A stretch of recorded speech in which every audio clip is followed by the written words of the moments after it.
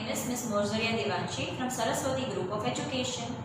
Today we are going to learn a thing which you are already knowing, which you are already familiar with, but we are going to see it in a totally different manner. आज આપણે જે વસ્તુ જોવાના છે, જે learn કરવાના છે, તમે અહીંયા જોયું જ હશે કે vocabulary. So vocabulary થી તમે લોકો બહુ familiar છો જ already. You are having that in your daily life and daily subjects also. In homework and whatever manner you are learning vocabulary time to time in your routine. But today we are going to see vocabulary words in totally different manner. આજે આપણે અલગ જ રીતે vocabulary words જોવાના છે જે તમે કોઈ દિવસ ઇમેજિન કર્યું હશે નહીં. So it will help you out a lot to improve your language. આપણે આ શું કામ કરવા જઈ રહ્યા છીએ? We are learning this, we are doing this so that you can improve your language to the max. તમારા લોકોનું improve શું થશે? Language improve થશે. કઈ language improve થશે? English, right? So it is most important to learn English and improve your language. So before we start our today's lecture, we are going to have a quick recap of the last one. આપણે લોકોએ last સેશનમાં જે learn કર્યું હતું એ એકવાર જોશું. That means recap કરી લેશું. So students, in the last session we learned about the importance of sentences. આપણે લોકોએ શું લર્ન કર્યું કે why sentences are important and what are the confusion which is creating whenever we are writing some kind of word. There are few words in English language which may create confusion for us. So ये words ना अलग अलग meaning ये Zoya so that you get a clear idea that why reading some sentence is important while we are trying to understand something. तो आखो sentence read करिए तो तमने exact meaning खबर पड़े words की. Unless and until you do that तमने खबर पड़से नहीं. So that is what we learned in the last session. I hope you can understand it clearly with the help of examples, and now we are going to do something different. So what is the thing which we are going to learn today? आज આપણે શું કરવાના છે? Today we are going to do an activity. What is the activity? Activity is vocabulary activity, right? So vocabulary words તમારા માઇન્ડમાં શું હશે? What do we mean by vocabulary words? Just think in your mind and speak the answer aloud. Okay. So you are having different perspective, different mindset about vocabulary. ઘણા માટે એ હશે hard words હશે, ઘણા માટે એ હશે નવા words હશે, right? So students, vocabulary is meaning that to you. એ તમારા માટે મતલબ છે vocabulary નો, પણ vocabulary નો actual meaning જે સાચો meaning છે એ બહુ જ different છે. So vocabulary words are the words known by a person. હવે દીદીને જેટલા બી વર્ડ્સ આવડે છે ઇંગ્લિશ લેંગ્વેજમાં કે કોઈ બી લેંગ્વેજમાં, તો એ બધા વર્ડ મારી વોકેબ્યુલરી છે.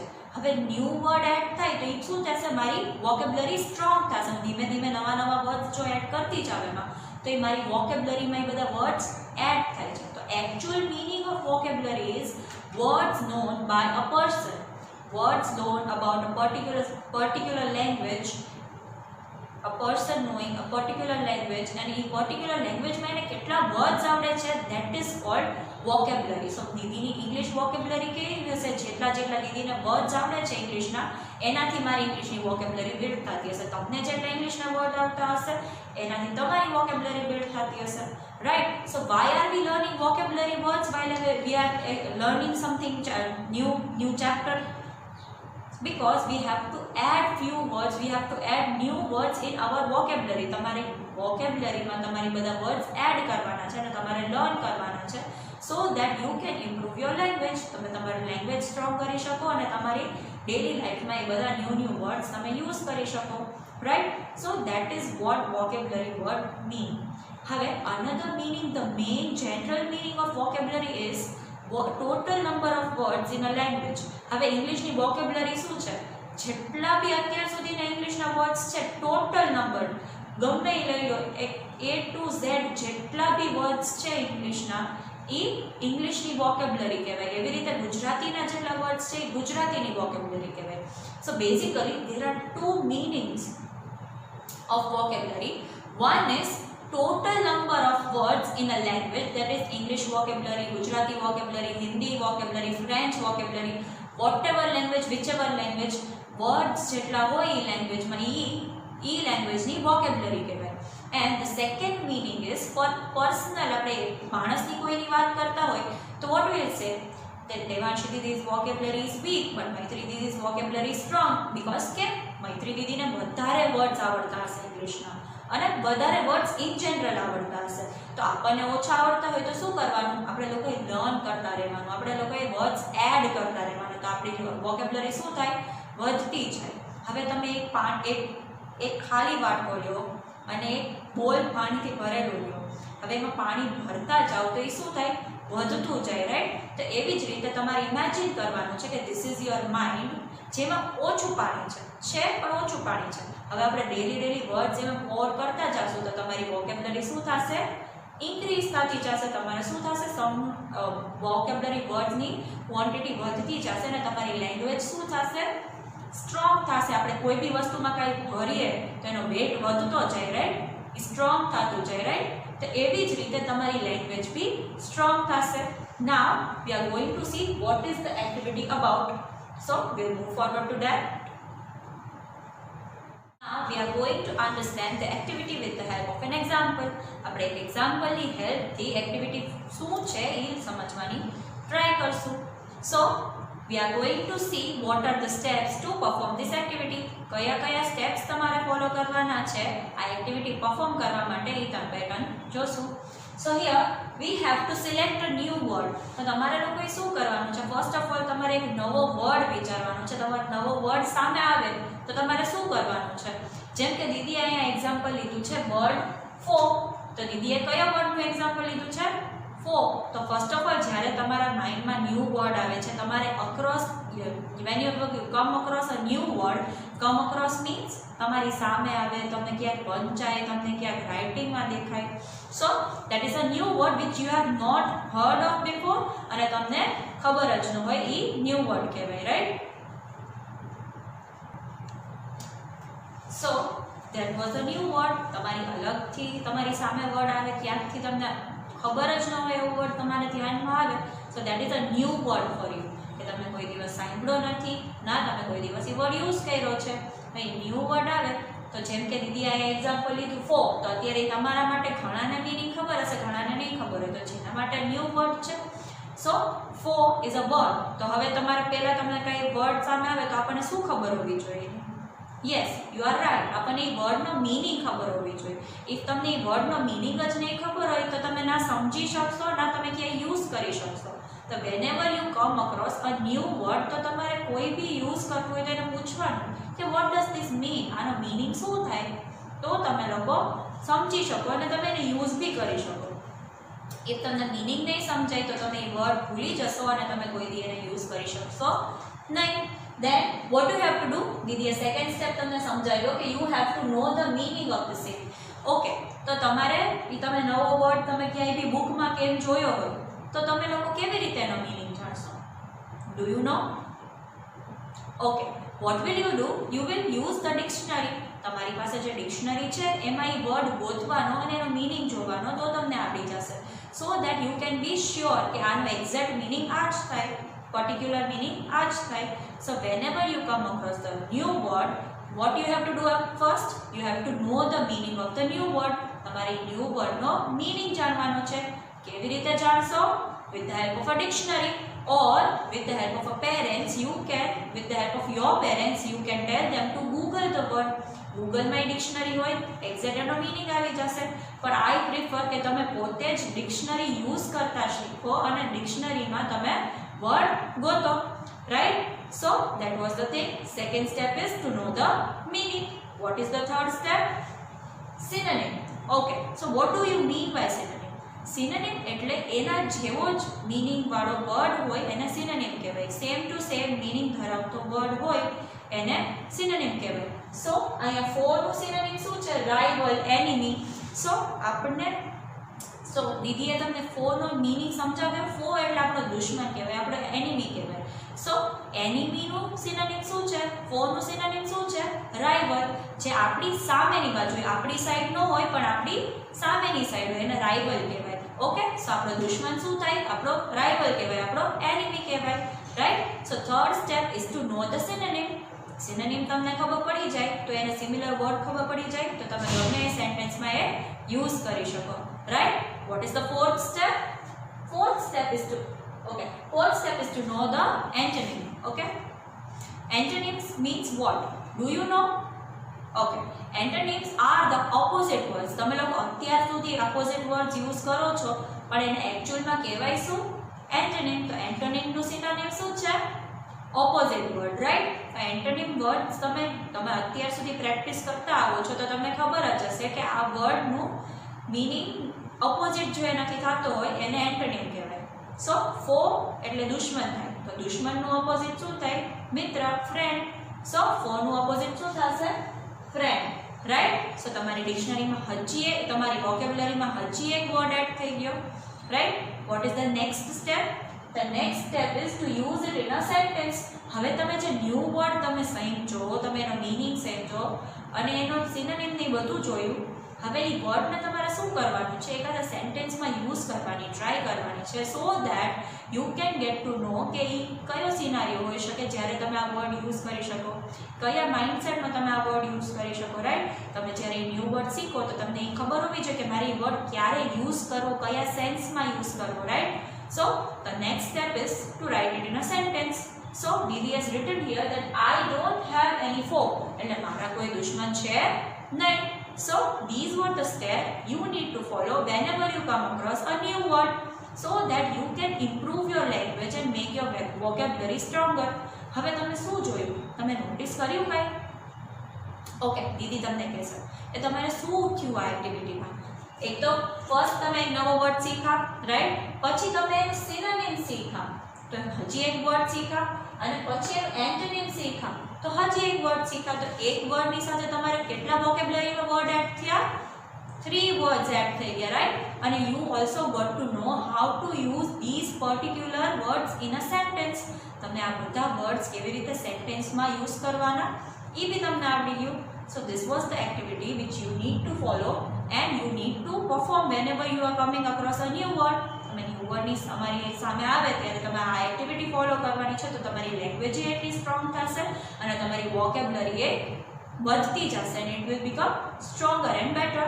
So I want you to do this so that you can get thorough with your knowledge. તમને બધા વર્ડની નોલેજ આવે અને તમારી લેંગ્વેજ પ્રોપર થઈને સ્મૂથ થઈને તમારામાં ફ્લુઅન્સી આવે. So દીદી એક નવો વર્ડ યુઝ કર્યો, ફ્લુઅન્સી વર્ડ યુઝ કર્યો. So what do we mean by fluency? Whenever something is going smoothly, બહુ શાંતિથી સરખી રીતે જે જતું હોય તો એ ફ્લુઅન્ટલી, અત્યારે હું દીદી ઇંગ્લિશ બોલે છે, ગુજરાતી બોલે છે, તો વચ્ચે વચ્ચે બહુ અટકાઈને બોલે છે? No, I am having fluency in these languages. આ બે લેંગ્વેજમાં મારી શું છે? ફ્લુઅન્સી છે. So I can speak in these language very nicely.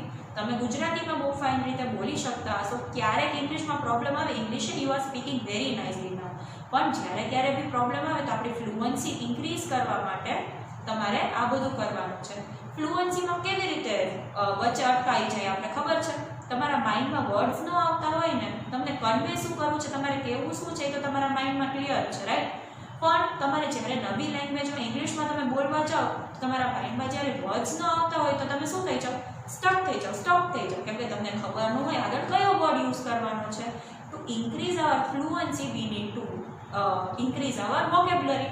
તો વોકેબ્યુલરી ઇન્ક્રીઝ હશે તો તમારા માઇન્ડમાં બધા અલગ અલગ વર્ડ્સ હશે, એ વર્ડ્સ હશે તમને એના મીનિંગ ખબર હશે, મીનિંગ ખબર હશે તો તમારે કયા સેન્ટેન્સમાં કેવી રીતે યુઝ કરવું એ બી આઈડિયા હશે. So I hope you can understand the same. Now we are going to learn something different. Earlier we are going to learn something new. હવે I don't know તમને લોકો બધાને ડિક્શનરી યુઝ કરતા આવડે છે કે નથી આવડતી. જેને આવડે છે it is well and good, but જેને નથી આવડતી they are going to learn how to use dictionary today. So here you can see I have a dictionary, ઓક્સફર્ડની ડિક્શનરી છે મારી પાસે જે અવેલેબલ હતી. I got it. You must be having a different word, but it is okay. ડિક્શનરીમાં mostly બધા word same જ હોય, ક્યાંક થોડાક વર્ડ્સનો ફેરફાર થતો હોય તો એ વર્ડ તમારી પાસે ના હોય તો you can Google the word, તો તમને તરત મિનિંગની મળી જશે, right? So right now I am having a dictionary. હવે ફર્સ્ટ ઓફ ઓલ આપણે લોકો લર્ન કરવાના છે કે ડિક્શનરી વર્ક કેવી રીતે કરે છે. Okay, first letter in the alphabets is letter A. આલ્ફાબેટમાં ફર્સ્ટ લેટર કયો આવે? એ આવે. તો આપણી ડિક્શનરી એ હંમેશા લેટર એ થી સ્ટાર્ટ થશે. ક્યાંથી સ્ટાર્ટ થશે? લેટર એ. તો અહીંયા તમે જોઈ શકો છો ઇન ધીસ ડિક્શનરી, મારી ડિક્શનરી જે છે એમાં હેડિંગ આપ્યું છે એનું, અને અહીંયા હજી એક છે જ્યાં A to Z ની બધું લખેલું છે, અહીંયા ए पर मार्क हशे तो अहींया ए वाळा वर्ड्स हशे आ पर्टिक्युलर कॉलममां आ पर्टिक्युलर पेजमां the words will be starting from A. હવે કેવી રીતે થશે? પહેલા એ થી સ્ટાર્ટ થતા બધા વર્ડ એ થી સ્ટાર્ટ થતા બધા વર્ડ યુઝ થશે, પછી એ બી થી સ્ટાર્ટ થશે, પછી એ થી સ્ટાર્ટ થશે. એવી રીતે એ ઝેડ ના બધા વર્ડ્સ જ્યારે કમ્પ્લીટ થઈ જાય, એના બધા વર્ડ્સ જ્યારે કમ્પ્લીટ થઈ જાય ત્યારે શું થશે? બી સ્ટાર્ટ થશે. તો બી નું એવી રીતે સેમ આપ્યું હશે. જો અહીંયા બી ના વર્ડ સ્ટાર્ટ થઈ ગયા, હિયર બી નું લખેલું છે, રાઈટ. સો આપણે લોકોએ આજે કયા કયા ન્યૂ વર્ડ્સ લર્ન કર્યા? આપણે લોકોએ આજે 3 વર્ડ્સ ન્યૂ વર્ડ્સ લર્ન કર્યા, that is four, friend and enemy. So હવે સૌથી પહેલાં આપણને કયું મળી જશે? ઈ વાળો મળી જશે. તો આજે એનિમી વાળો વર્ડ જે છે એ આપણે ગોતશું કે અત્યારે બી નો સેક્શન ચાલે છે, સી નો સેક્શન આવ્યો, સી જ કન્ટિન્યુ છે, ડી આવ્યો, ડી, એવી રીતે આપણે ઈમાં જવાનું છે. ઈ આવી ગયો એકવાર, પછી ઈમાં જોવાનું તમારે લોકોએ કે પહેલાં ઈ એ વાળા વર્ડ્સ આવશે, પછી આપણને એનિમીનો સેકન્ડ લેટર શું છે? E N. તો આપણે ઈ એન વાળા વર્ડ્સમાં ફાઇન્ડ કરવાનું છે, so that we can get to our word. So here આ ઈ એન વાળા વર્ડ્સ આવી ગયા, અહીંયા આવ્યો ઈ એનિમીનો મિનિંગ.